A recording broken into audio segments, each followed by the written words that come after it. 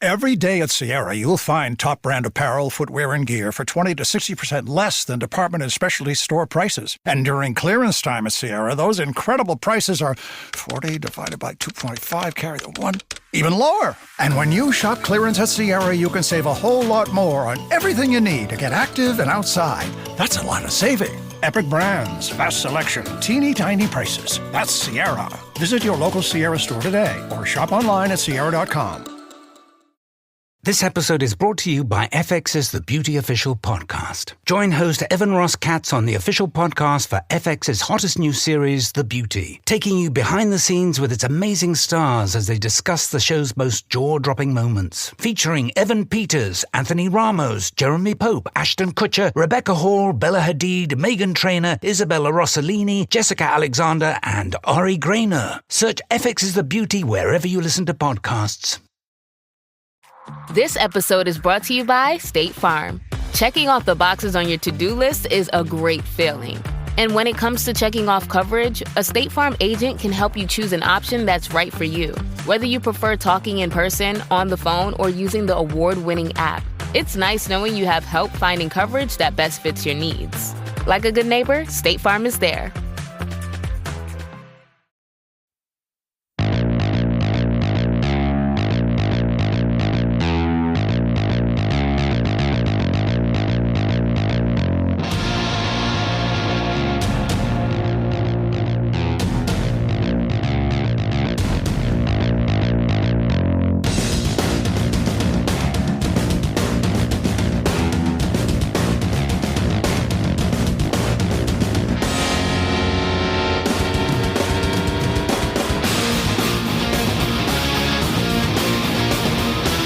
Hello, this is Jay Scott, and you were listening to The Hook, the Ultimate Rock Community Podcast. Hope all is well for everyone today. Good afternoon. Today's guest we have is Gerald Guzman, a local Chicago musician, guitar maestro here in Chicago. How you doing today, Gerald? I'm doing great, Jay. How you doing? I'm doing awesome. Thanks for doing this. I really do appreciate it. You know, when I was putting this podcast together, our friend in California and I started talking about who I should have on this show, and your name came up because you've got a lot of stories to tell. You've seen a lot. You've done a lot. But before we begin, the first question we ask all of our guests in the first appearance that they're on the show is, just as every rock and roll song has a hook that sucks you in, every rock fan has a moment where either a song, an album, a band, or a performance got them hooked on rock and roll. So the question to you is, what hooked you on rock and roll? From what I remember is when I was a kid, they used to have TV shows like Don Kirshner's Rock Concert and the Midnight Special, and bands would be on there playing live. And I remember seeing Ted Nugent play for the very first time. I didn't really know who he was, but he was on this show and he was just running around and he was playing, he played Cat Scratch Fever. And that's when I was like, you know what? Guitar is a pretty cool instrument, and I think that's what I want to do. So not only did it get me into rock music, but it actually got me wanting to play guitar. Just seeing that the 3 minutes or whatever on that Midnight Special show when I was like, 10, 11 years old. So and where did it for me? Yeah, where did it evolve from there? Where did it go from Ted Nugent? Well, it went from that to me going to my mom and dad and asking them to buy me a guitar. And I told them I don't want an acoustic guitar. I don't want to learn how to play, ballads and love songs. I said I wanted an electric guitar because I wanted to play rock. And thank God my parents were totally supportive of me wanting to explore that avenue, because they took me to a music store within a couple of weeks and they bought me my first electric guitar and amp. So I started playing, I was 11 years old. So it was literally right after I'd seen the Ted Nugent performance, and it went from there. I mean, I started when I was 11. I have not put the guitar down since, and I'm 53 now. So that's how I've been into it. So Ted Nugent made a big impression on you. So after Ted Nugent, who came next? I think what happened was I started then, listening to rock radio, and I started hearing other bands that were rock bands, and I started discovering them. So I remember taking my lawn mowing money and my allowance money and going to the record stores and buying Ted Nugent Double Wide Gonzo. I remember buying the Boston album. I remember buying Steve Miller Band. I remember buying I think I bought Aerosmith after that. But I started going down that road of buying albums, cassettes, and even 8-track. Well, actually, before cassettes, I was buying albums and 8-track tapes, and eventually went into cassettes. But I started buying, the music for all these bands I started discovering on the radio. Other bands like REO Speedwagon and Styx and Kansas and all that kind of stuff. So when I say I started with when I was about 10, 11 years old, we're talking like in the mid-late 70s is when I started getting into rock music. And from there it evolved into like heavy metal. So then I discovered bands like UFO and started discovering bands like Iron Maiden and stuff like that. But the one out of all of that, the one thing that probably had the most impact on me was the very first Ozzy Osbourne album, which is Blizzard of Oz. The Blizzard of Oz, exactly. Yeah. So what was it about? Yeah, what was it about that album that made the impression on you? Well, here's the thing. So obviously, Ozzy had been with Sabbath for over 10 years before he went solo, and I was into Sabbath a little bit, but not really that much. So what changed it for me is I totally remember this. I was at a music store called Naperville Music, checking out, looking at their guitars and stuff, and they had the radio playing in the background. It was probably like either the Loop or WMET, one of those stations that was playing like a lot of hard rock back then. And I remember the first song I ever heard from Ozzy was the opening track from Blizzard of Oz. It was I Don't Know. So the music's playing in the background, and I hear the build up, and then I hear Randy Rhoads kick in. He slides in and plays that very first chord and kicks into the song. And that pretty much got me. It wasn't the fact that it was Ozzy singing, it was Randy Rhoads. His guitar playing completely changed my life at that point. And when you say change your life, so it took you from playing the guitar, in your bedroom as a kid to wanting to play on stage. Yeah. Yeah. At that point, I was just a kid, playing for a hobby. And then I would have my, my junior high bands, and we would play the talent shows and things like that. And it was just all for fun. And then all of a sudden this guy comes out, and he's got this incredible guitar tone, and he's got this long blonde hair, and he's got these killer guitars, and there was nothing. I mean, he still is to this day, and at that moment became my favorite guitar player of all time. And everyone's got their favorites. A lot of people are like into Eddie Van Halen and Michael Schenker and all that, and those guys are great, and I love those guys too. But my number one guy is Randy Rhoads. And you're absolutely right. At that point, I wanted to learn everything that he played. I wanted to be on stage. I wanted to do what he was doing. So, and what was it about him? You mentioned Eddie Van Halen, you mentioned Michael Schenker. What was it about Randy Rhoads that channeled, you into wanting to play guitar? Was it his tone? Was it his style? Was it a combination of everything? What was it? Well, at that point, all I heard was, the music on the record and what I was hearing on the radio. And I was already, he already got me at that point. But what really absolutely changed my life is when my dad took me to Poplar Creek. It was August 22nd, 1981. It was a Blizzard of Oz tour. I got to see Randy Rhoads live, and that day absolutely changed my life forever. I still remember the feeling that I got standing there watching him play, hearing him play, just the whole vibe to this day. And I've seen thousands, probably hundreds to thousands of concerts, and nothing will ever top the first time I saw Randy Rhoads live. I mean, it literally was life-changing for me. And anyone who's listening to this, who's ever seen Randy Rhoads, they'll be able to understand what I'm talking about. It was literally a life-changing experience for me. Now, was that the first show that you saw? The first concert ever? Yeah.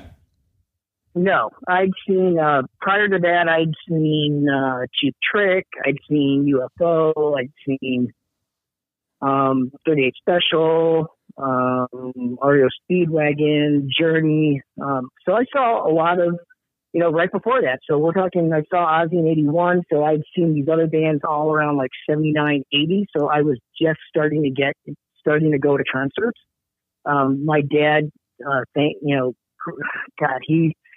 I'm 14 years old. I can't drive. My dad knows how much I love these bands. He would take me to see all these shows. That's awesome. So he took me to, so I just started going to concerts, and it's just like, Journey was great, and REO Speedwagon was great, and all these bands were great, but none of them were like life changing. It was the first time I saw Randy Rhoads live that really did it for me. And the only thing that's even come close to that is when I got to see Randy Rhoads the second time on the Diary of the Madman tour, which was, I literally saw him a month and a half probably before he passed away. That's amazing, because when you think about it, when you think about Randy Rhoads and his legacy, there's not a lot of live material that's ever been released. And for the most part, no one knows if there's been a lot recorded. The only really thing that people really know of is the tribute album that was released in the 80s by Ozzy. And I don't know, that was a Diary of a Madman tour. And it was actually the Blizzard. It was. That was actually, it was from the Blizzard of Oz tour, yeah. Okay. Yeah. Because the order of the album, it pretty much followed the set list that I saw when I saw him in 81. Yeah, and like I was saying, there's not a lot of video out there. I mean, you can find some stuff on YouTube, but there's really, outside of a handful of things, there's really not a lot. And I don't know if they have it in the archives or if they're waiting for a special time to release it, but really tribute is the only thing that's out there. And the sound quality is great. It's excellent. But who knows if there's anything else out there. So for people to really see, and for you to see him twice, because there really was a limited amount of concerts that he did, because he only did a tour and a half, basically, with Ozzy. It was like a short, total short window of time. So it's like, here it was August 22nd, 81, for the Blizzard of Oz tour. And then it was January 24th of 82, 6 months later, for the Diary of a Madman tour. And then that was it. It was done. That was it, and I am extremely blessed and fortunate that I was able to see him not only once, but twice. And so many people that I've talked to, including our friend in California, wish, they could have seen him at least once. And I was fortunate to see him twice. Yeah, it sounds like it had a huge impact on you, and I'm sure it had a huge impact on most of the people that went to those shows. But that's a pretty special thing to have, to see him, an absolute legend, twice like that is incredible. Imagine you're 14 years old and, you just started playing guitar a few years earlier, and you were just starting to get into rock music, and you were just starting to discover, all these great players. And then the one guy comes along and changes it and makes it, he becomes, your idol, your guitar guy, your number one influence. And to be able to, see him live, it was probably one of the best memories of my entire life. And it's definitely probably set my roots, so to speak, into me wanting to to play guitar and be in bands and record music and play shows around the country and do all of that, because I was so influenced by this one man. He was just unbelievable influence for me. Did you ever go back and revisit some of the stuff with Quiet Riot before he was in Ozzy? Yeah, I actually went to, I think it was Rolling Stone Records in Norwich, and they had an import section, and I went and found the Japanese release of Quiet Riot 2. I remember that. On vinyl, so I bought that. I always wanted to get Quiet Riot 1, but I never did. But I've heard all the material. It's all been re-released and reissues and stuff on CDs, and you can find all that stuff like YouTube and stuff. But I did, I think, in 80, well, might have been 83 or 84, I found that Quiet Riot album and picked that up. So, yeah, I did go back and find some of the older Quiet Riot stuff, but it's night and day. I mean, it is. I'm sure you've heard it. It's like,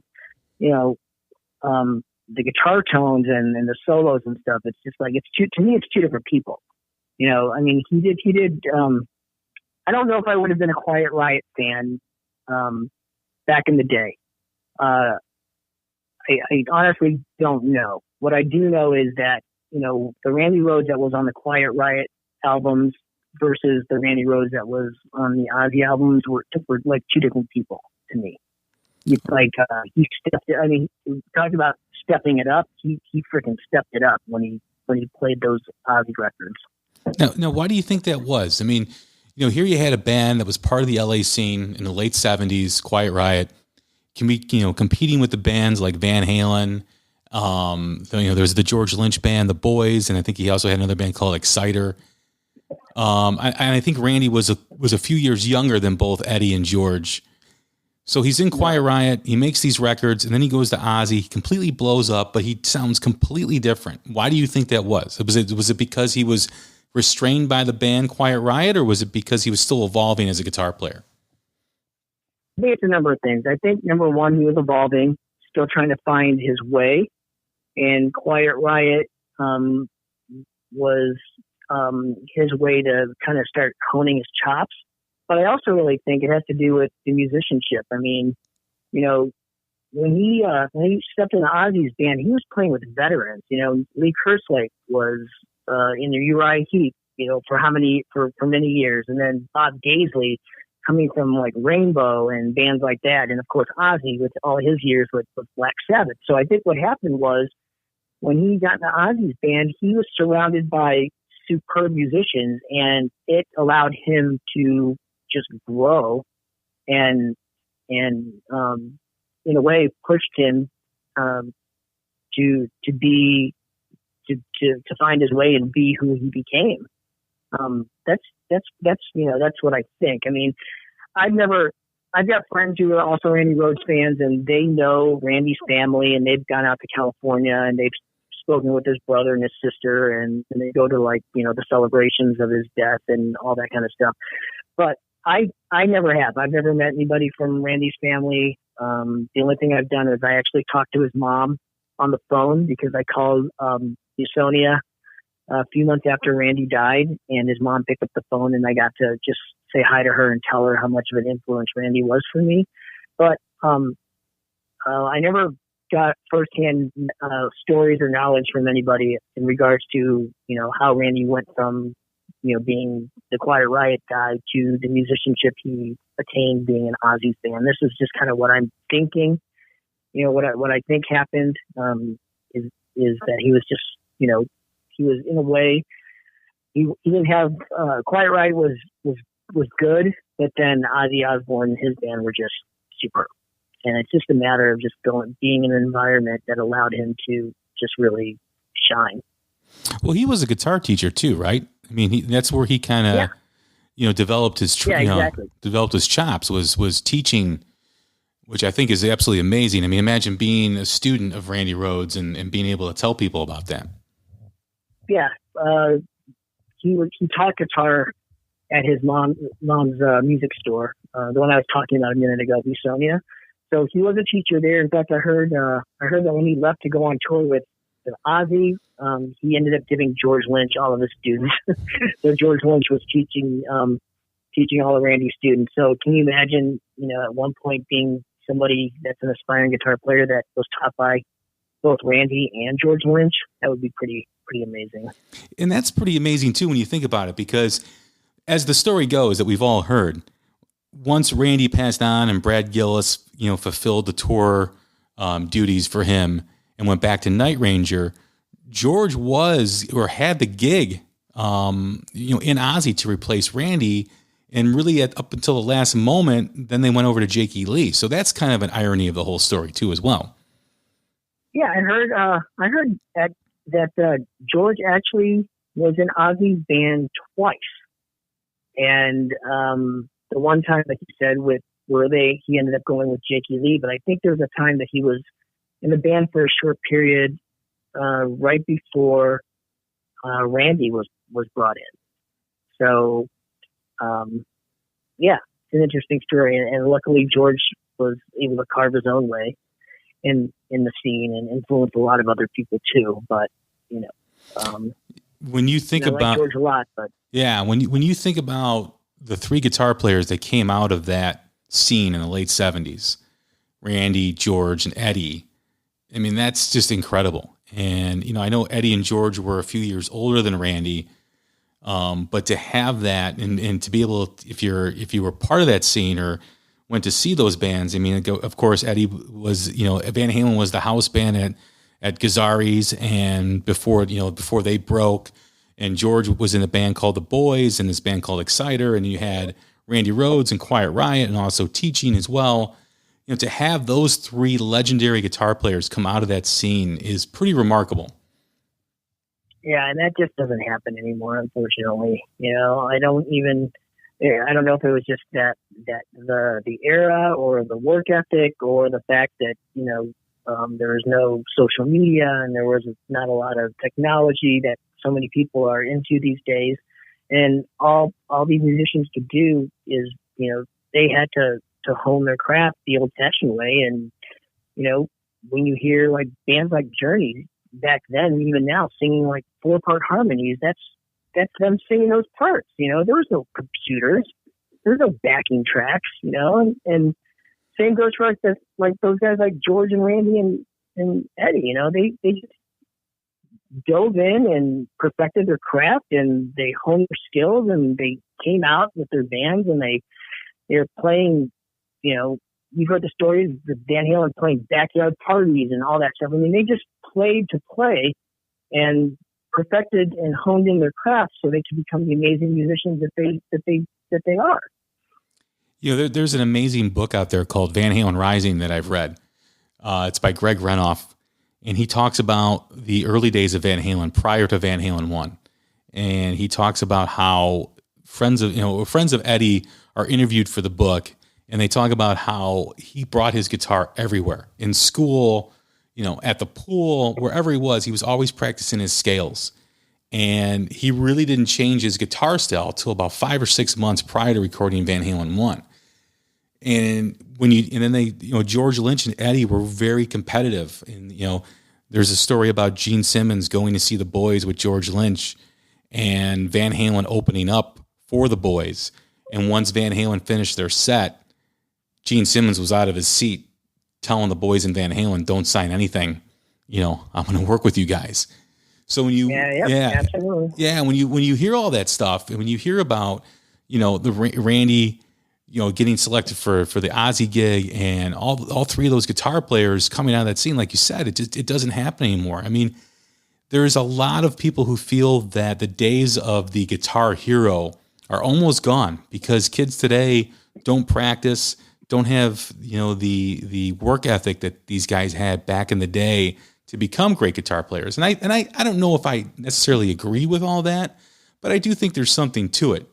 Now. Well, you're absolutely right. Things are different now. Before, back when those guys were doing it, back when I first started learning how to play guitar, there was no YouTube videos.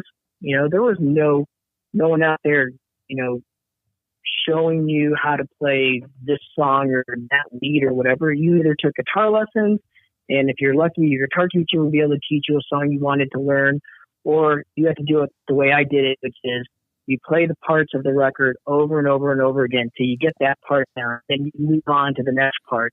And eventually you get through the whole song. And eventually, and if you've practiced and you've done your work, you have finally learned how to play, the song. And then you got to go back and learn the guitar solo. And and same thing. You just play a little bit at a time till you figure out what those notes are. And then if you're, and once again, with persistence and hard work, you get the solo down. And that's how I learned how to play guitar. I had to sit there. I didn't take lessons for very long. I took lessons for maybe less than a year. And it was, guitar teacher having me buy this book called the Mel Bay Mel Bay Guitar Method or something like that. And I'm learning stuff like Mary Had a Little Lamb and shit like that. And obviously I'm like, that's not what I want to do. So I discovered what pentatonic scales were, which are like mostly used for lock leads. And once I had those charted out, I started listening to the records. I started putting the Van Halen records on and the Aerosmith records on and all those bands. And that's how I learned. That's how I learned how to play guitar. So for the most part, with the exception of like less than a year of lessons, I'm a self-taught player. And it's from doing it the old-fashioned way of just learning by listening and playing the parts over and over again until I got them. That's just not how people do it these days anymore. I think a lot of people are relying on, YouTube videos and different kinds of guitar apps and stuff like that. They're relying on the technology to get them there. And guys like me and the guys from back in the 70s and stuff, we have to just figure it out on our own. And then that's why you got guys like Eddie and Randy and George who came up with their own style. We all learned the same way, but we started branching, everyone started branching off and doing things their way. And, I'd like to think that I've got my own unique style. I don't think it's, I don't consider myself a virtuoso, and I don't think I'm definitely not saying I'm in the same league as any of these guys like Randy Rhoads, but I think that, if you were to hear me play, if you were to listen to recordings of me or whatever, you could probably say, you know what, that's Gerald's style. I can tell that's Gerald. And that's cool. That's all that matters to me, Yeah, there's even interviews of several guitar players. I mean, talking about slowing down the vinyl on, the turntable to learn the guitar solos. I think it was John 5 who talked about learning Eddie and learning Randy by slowly, slowing down the vinyl, slowing down the LP so he could learn the notes to play an Eddie Van Halen solo or a Randy Rhoads solo. And that just doesn't happen. Shit, dude, I didn't even get that kind of opportunity. I had to just, play it at the normal speed, but keep playing it over and over again until I got it. I didn't even have I don't know if these guys had like some technology thing that could slow down the records or whatever. I know there's apps that do that now, but back then I didn't know how to slow down a record. I just had to keep moving the needle back over and over again until I got it.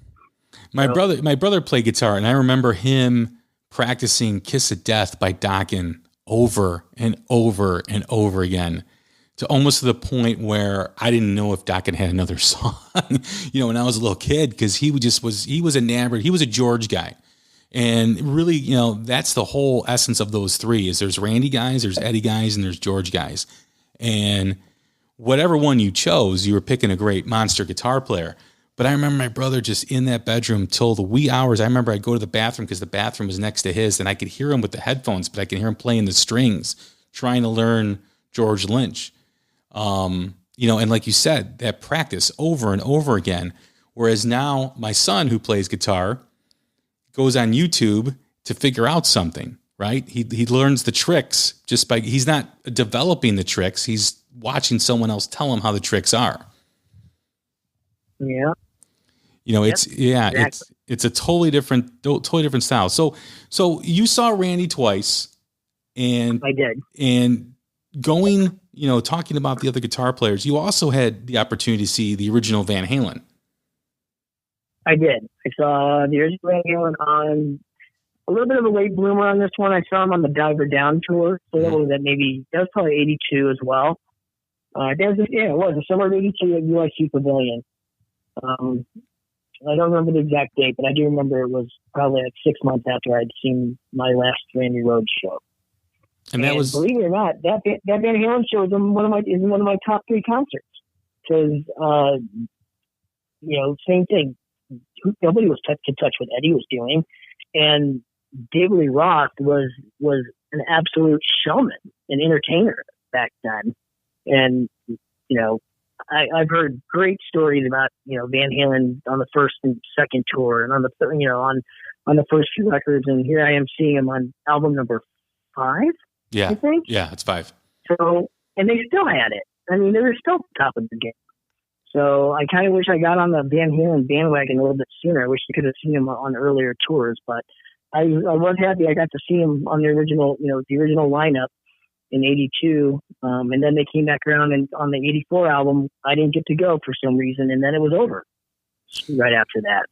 Yeah, I've always felt, 1984 was their biggest record with David Lee Roth, but I always felt that tour prior to that was their peak. When you think about the US festival, when you think about the Diver Down tour, I really thought before the 1984 album was the peak of Van Halen. I thought at that point, even though that was a huge record, and even though that record would have been number 1 had it not been for Michael Jackson Thriller, the Diver Down and that U.S. festival tour, they were the first act, I believe, the first rock act, or maybe the first rock act in general to get $1 million for a show.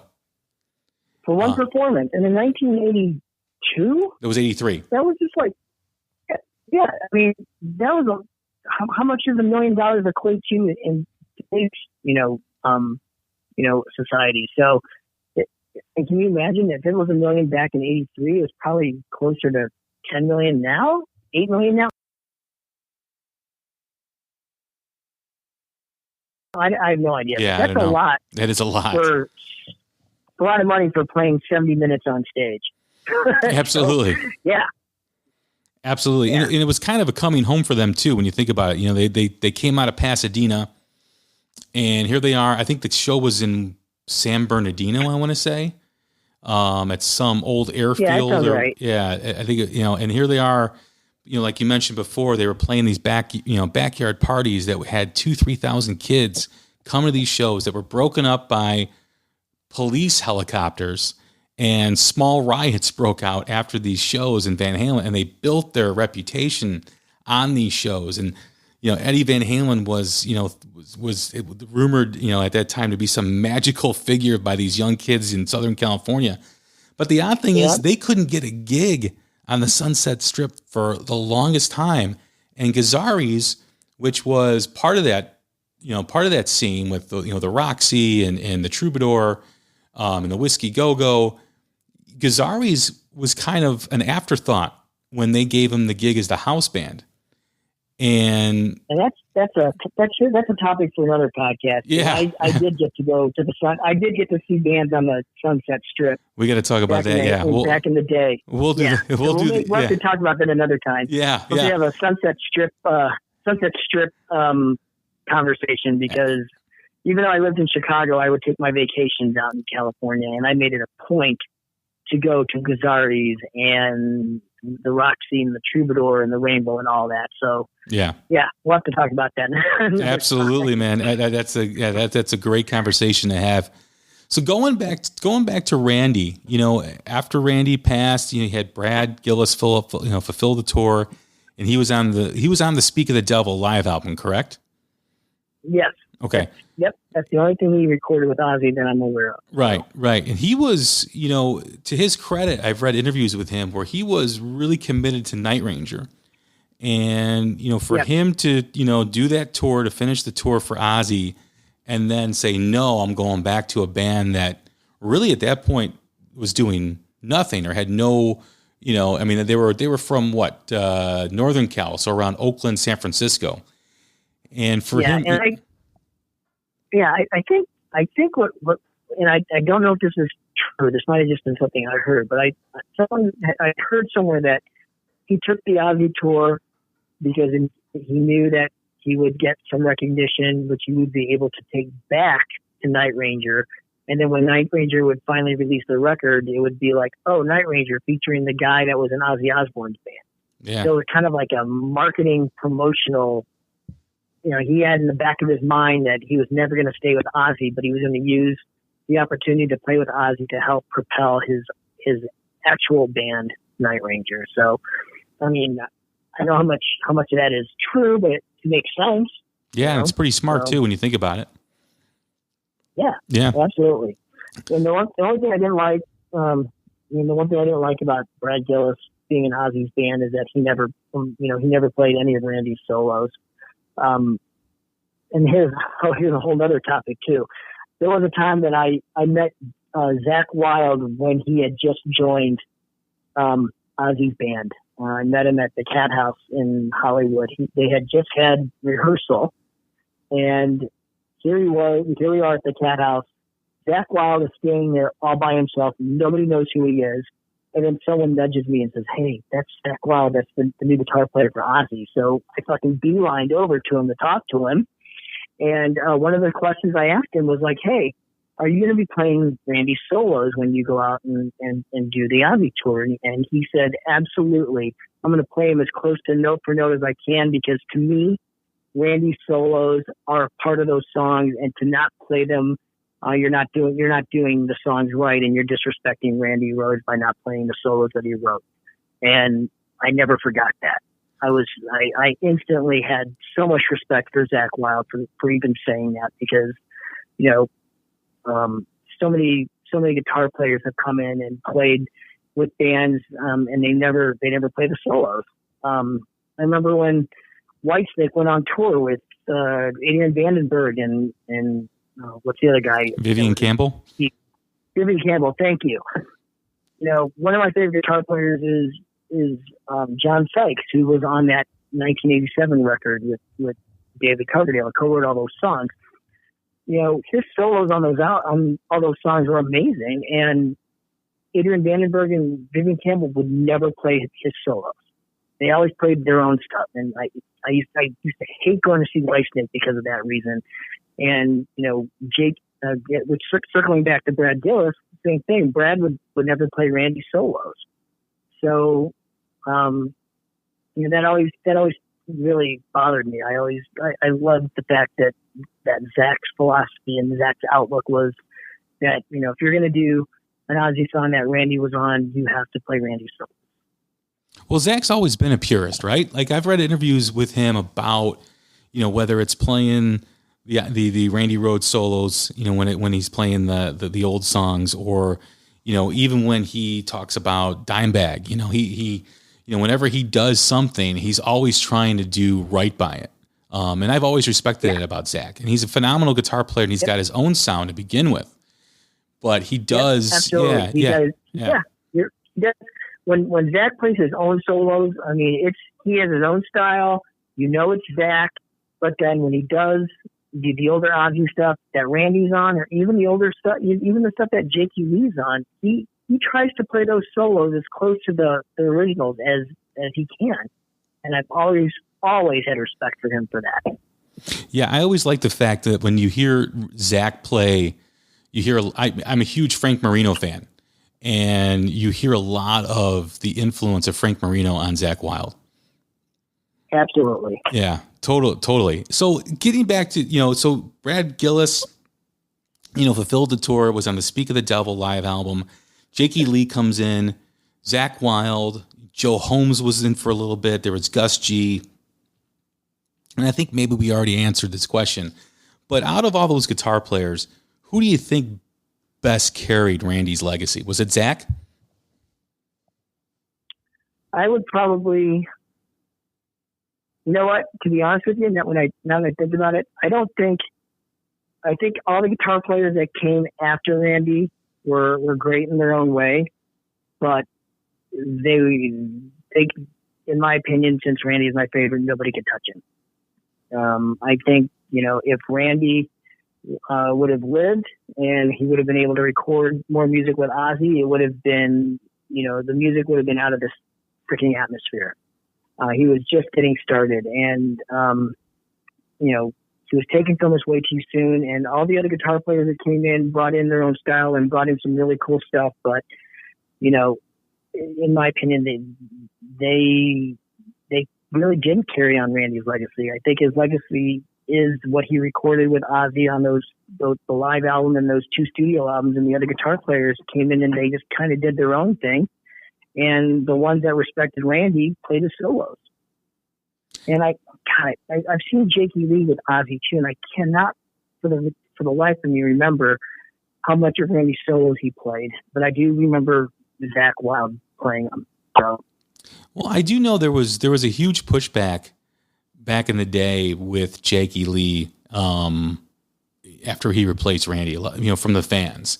And I remember reading an interview in Guitar Magazine, probably mid-'80s, probably during the Ultimate Sin tour, I want to say, or the Ultimate Sin album, about how, him speaking about the fans really giving him a hard time while he was on stage. And he almost seemed like he was not in it for the long run. And obviously, after Ultimate Sin, he ended up leaving the band and forming Badlands, but he always never really, I don't think he ever embraced being in Ozzy and being, the guy that replaced Randy, although, big shoes to fill. But I think he was always kind of resentful with the way he was treated. Yeah, I've heard that he made comments or in interviews or something along the lines that he was tired of hearing about, him being compared to Randy and Randy Rhoads this and Randy Rhoads that. And it's like, dude, sorry, you're the guy who stepped in after Randy passed away. Of course people are going to compare you to him or whatever, but, you're filling some big shoes, and it's kind of like, what you needed is you either have the thick skin to just carve out your own niche, or you don't, and then you don't have the job anymore. And well, he doesn't have the job anymore, so who knows? Now, he made mention in a couple interviews how he wrote a lot of the material for both albums that he was on, Bark at the Moon, The Ultimate Sin, and there was a lot that, that he didn't get credit for. And I know, Randy being, a music teacher and, studying classical guitar, I felt he also had a lot to do with the arrangements along with Bob Daisley on those first 2 records. I think those two really, put together that sound and put together that vibe of those 2 records. And I don't know if Jake had the ability for the arrangements. Maybe he was just a pure songwriter or he wrote these songs. I don't know where he came in on that. I haven't really read enough about it or know enough about it. But I do know, a lot of people talk about the genius of Randy was not just in the guitar playing, but in the arrangements of the songs and also working with Bob Daisley, because I think Bob Daisley wrote a lot of those tunes on those first 2 albums. He did, yeah. It like I mentioned earlier, it's like you take Randy Rhoads and you put him. He's in a band with in Quiet Riot with basically he's the best musician in the band, and then all of a sudden you put him in a room with guys like Bob Daisley. Of course he's going to be able to step up his game. He's working with these guys are just unbelievable. And yeah, absolutely. Bob Daisley and Randy had a lot to do with the arrangements and everything that had to do with those 2 records. And Ozzy even said, Randy was patient with him and would work with him. And if a certain key wasn't working and Ozzy was having trouble singing it, Randy could easily transpose all the songs to different keys to make it work with Ozzy's, vocal range, because that's he was taking his knowledge as a teacher and applying it in the songwriting and arranging with Ozzy. So yeah, absolutely. Randy and Bob Daisley were integral in arranging those songs and putting that all together. Now, where do you think, if Randy was here present day, how do you think he would have evolved, and where do you think he would be right now, with making music? God, I'd heard that he wanted to go back to school and get a degree in classical guitar. And, you know, he was already adding classical elements to his solos and what he did with Ozzy for the first couple of records. You know, he would have probably been like so far ahead of all the guitar players right now. I can't even fathom how great he would be if he was still alive right now.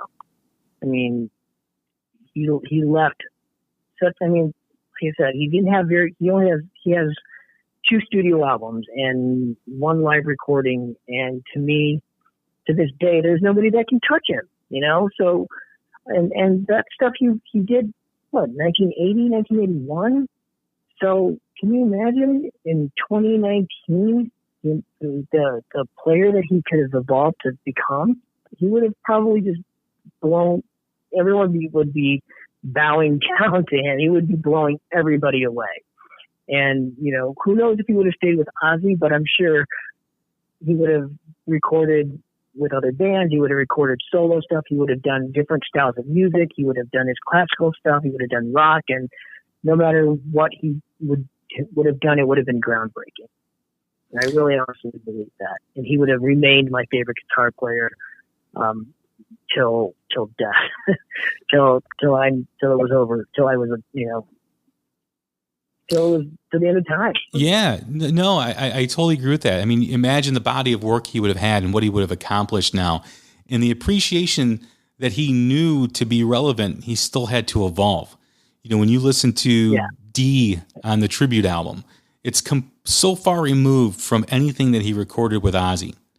And you can kind of see the direction that he was trying to go down or willing to go down. And that's one of the issues, you know, comparing both him to Eddie Van Halen. It's one of the issues I've always had with Eddie is at a certain point, Eddie stopped evolving. And, you know, he really didn't, I don't know if it was the alcohol abuse or the drug abuse or, you know, the lack of motivation, but he stopped listening to music. And it's well documented in a lot of interviews with people that know him. And he even says himself that he hasn't bought a record. I think this was probably about 5-6 years ago. He was doing an interview for his new gear, I think for Guitar Player magazine.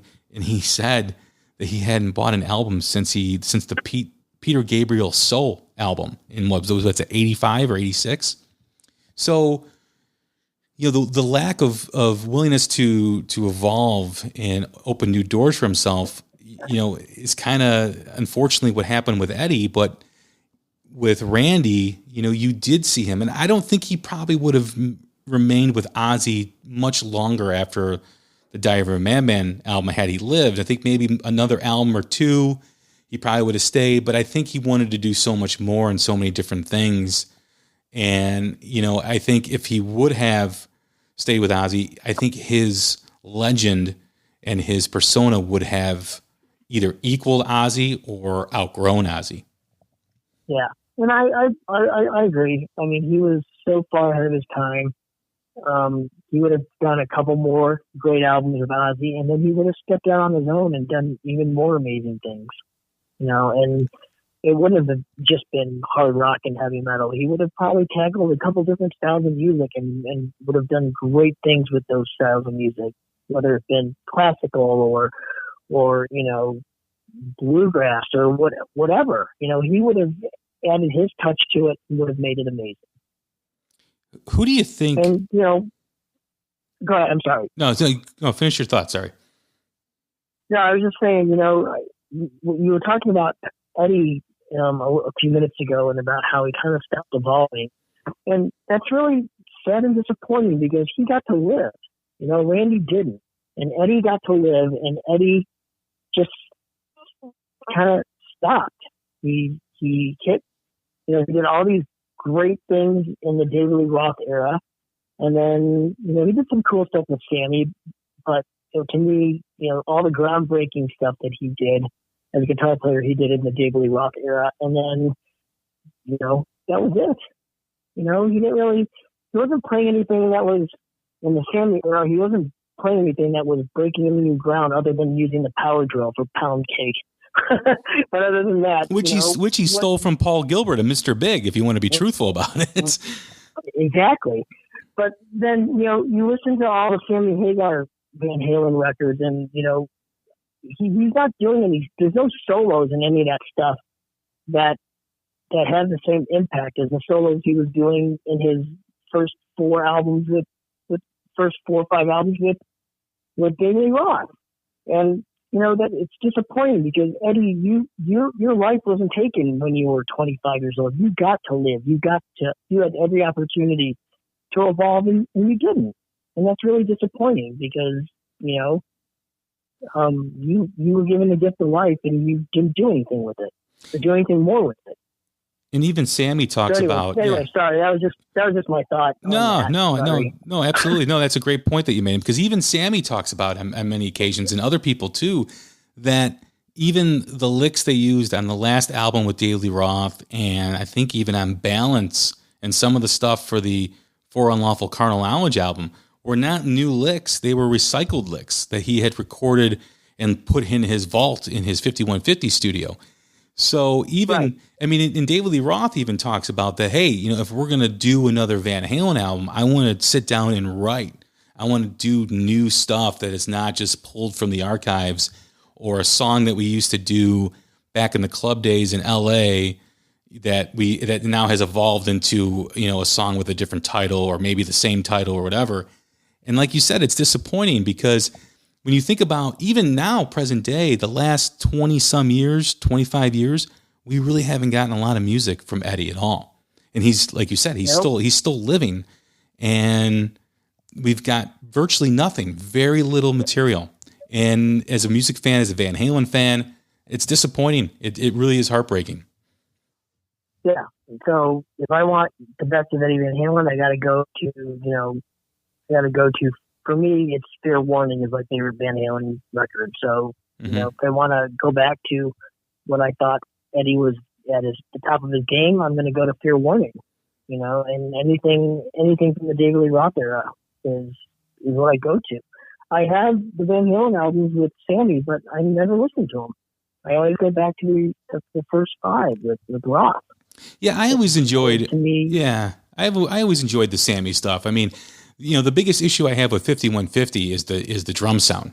It was produced by Mick Jones from Foreigner, and I love that record. There's some really good songs on there, but the drum songs and the drum tracks on there are just it sounds like you're hitting a drum pad. It doesn't sound like you're hitting a drum set. Yeah. So, I mean, they had their, I guess, those, I have those albums. I would see Van Halen on those tours.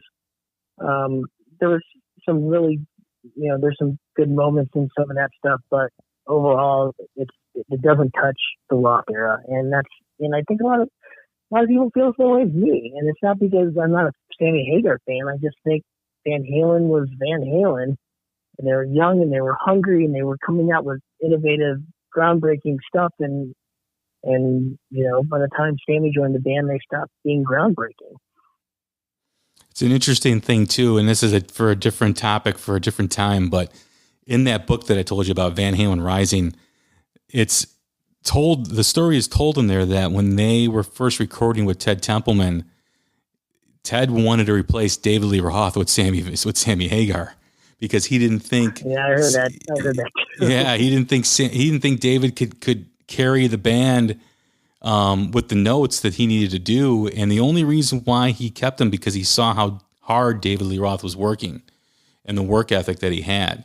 But he was prepared to. I mean, he had talked to the record label a couple times about bringing in Sammy, who he had worked with on the Montrose records, and of course, it never came to fruition. But wow, I mean, that could have changed the course of music history if that had happened.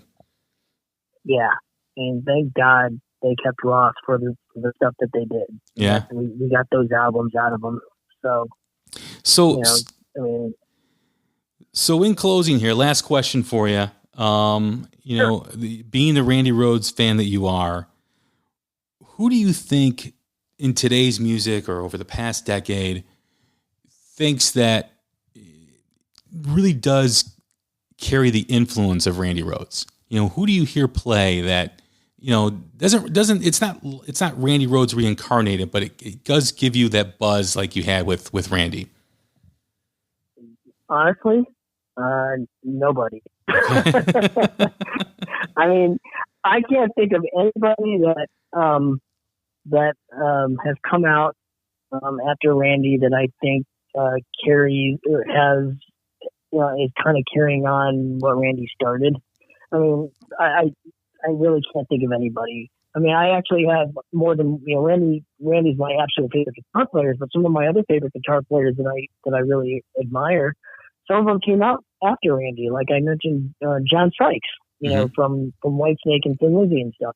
John Sykes is one of my favorite guitar players, but he doesn't play anything like Randy.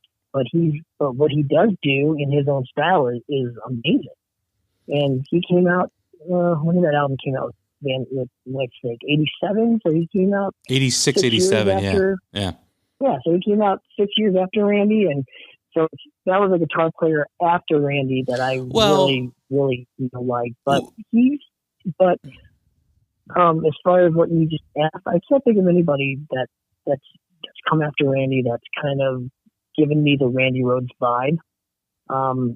Since then, I really honestly cannot think of anybody that does. I can name some guitar players that I really like that came after Randy, but none of them have carried on what Randy was doing, in my opinion. Well, if you talk and let me also state this: that doesn't mean that there isn't anyone that has. I just myself can't think of anybody that has. And I'm sure there's players out there that are amazing that are doing it, but I just may not know who they are. So, is there anybody that you hear the influence of Randy? Like you can tell that they were influenced by Randy? Probably just Zakk Wylde. Zakk Wylde, okay. Zakk was a fan before he became Ozzy's guitar player, and so I think maybe Zakk. But I can't really. I mean, what do you think? Can you think of anybody that's come after Randy that gives you the Randy Rhoads vibe? I don't know I think I've always liked John 5, and I hear a lot of Randy in John 5. John 5 is just like an alien. No, but I do. I mean, he doesn't sound like Randy, but I get those influences from him when he plays.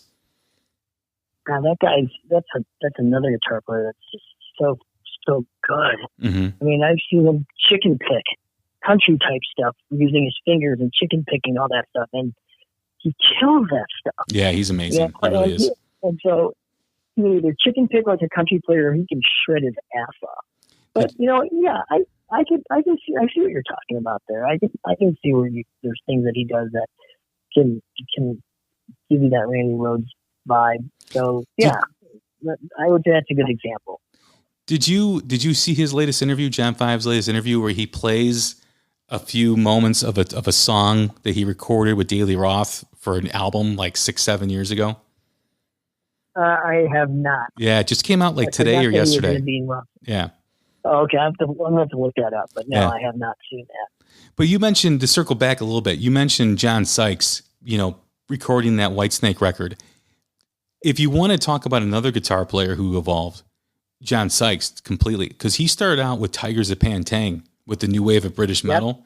Then he went to Thin Lizzy, and then he ended up in Whitesnake. And if you listen to him on each of those, on the 2 Tigers of Pantang records that he was on, and I know he was on Thunder and Lightning with Thin Lizzy, and I don't know if he did another one.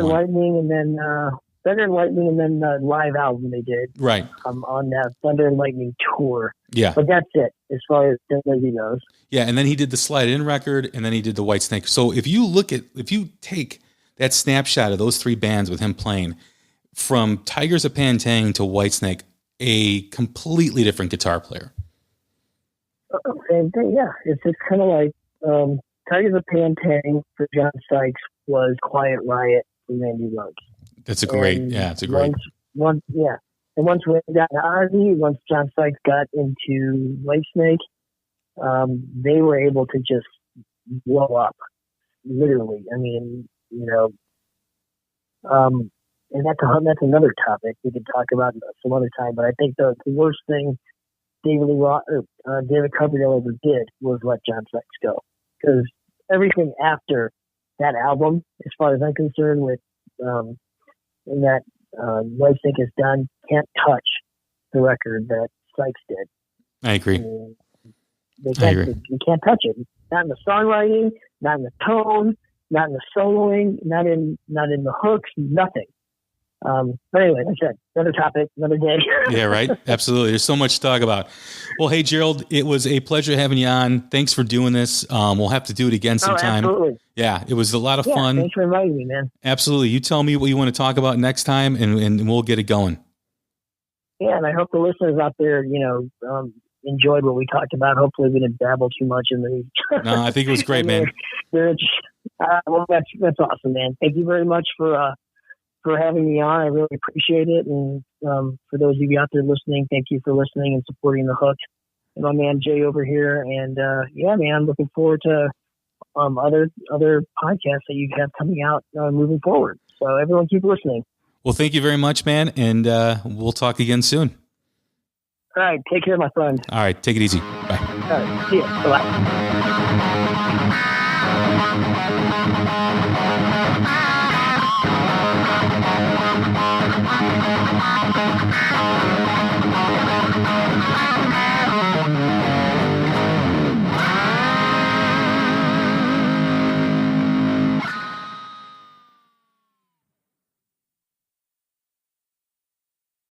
This episode is brought to you by Greenlight. Get this. Adults with financial literacy skills have 82% more wealth than those who don't. From swimming lessons to piano classes, us parents invest in so many things to enrich our kids' lives. But are we investing in their future financial success? With Greenlight, you can teach your kids financial literacy skills like earning, saving, and investing. And this investment costs less than that after-school treat. Start prioritizing their financial education and future today with a risk-free trial at greenlight.com/Spotify. Greenlight.com/Spotify. Well, the holidays have come and gone once again, but if you've forgotten to get that special someone in your life a gift, well, Mint Mobile is extending their holiday offer of half off unlimited wireless. So here's the idea. You get it now, you call it an early present for next year. What do you have to lose? Give it a try at mintmobile.com/switch. Limited time, 50% off regular price for new customers. Upfront payment required. $45 for 3 months, $90 for 6 months, or $180 for 12-month plan. Taxes and fees extra. Speeds may slow after 50 gigabytes per month when network is busy. See terms.